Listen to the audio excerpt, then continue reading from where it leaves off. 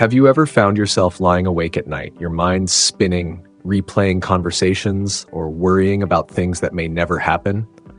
What if you could stop the endless chatter in your head? What if you could find peace in the simplest way imaginable? Zen philosophy offers us just that. It's not about escaping reality or suppressing your thoughts. Instead, it's about transforming the way you experience life, so you can finally free yourself from the chains of overthinking and stress. But how does it work? What makes Zen different from everything else you've tried?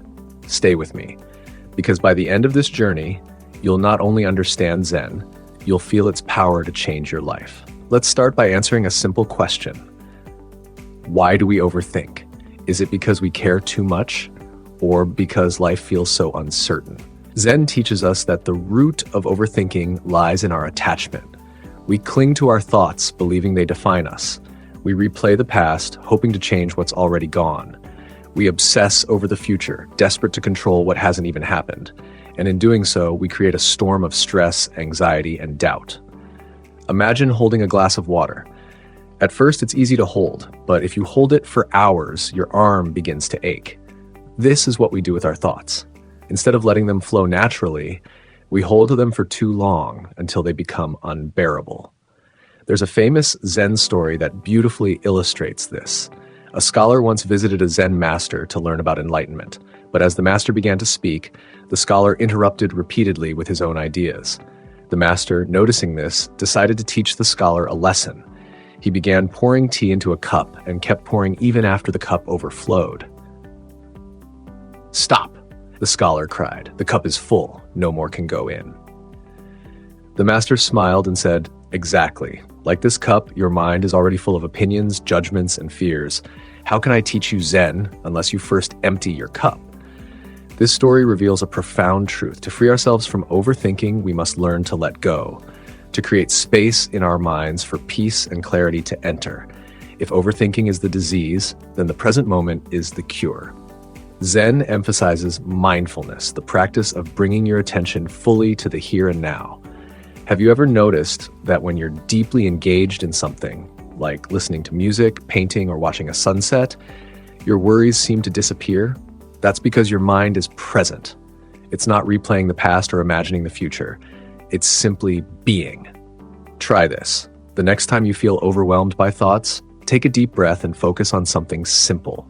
It could be the sound of birds outside your window, the sensation of your feet touching the ground, or the rhythm of your own breath. Notice how this small shift brings you back to the present and how the storm of overthinking begins to settle. One of Zen's most mysterious concepts is mu, which translates to emptiness or nothingness. At first glance, this might sound negative, even frightening, but in Zen, emptiness is not a void. It's a space where infinite possibilities exist. Think of a bowl. Its usefulness lies not in its material, but in the empty space it holds. Similarly, our minds are most powerful when they're not cluttered with unnecessary thoughts. By embracing emptiness, we create room for clarity, creativity, and peace. This doesn't mean suppressing your thoughts. Instead, it means observing them without attachment. Picture your thoughts as clouds drifting across the sky. You don't chase them, you don't hold on to them, you simply watch them pass. A Zen master once asked his student, "What is the sound of one hand clapping?" The student, determined to find the answer, spent weeks analyzing and overthinking. Frustrated, he returned to the master, who simply smiled and said, "When you stop trying to understand, you will hear it." The lesson? Not every question has a logical answer. Not every problem needs solving. Sometimes, the greatest wisdom lies in surrendering, in accepting the mystery of life. So, how can you bring Zen into your life?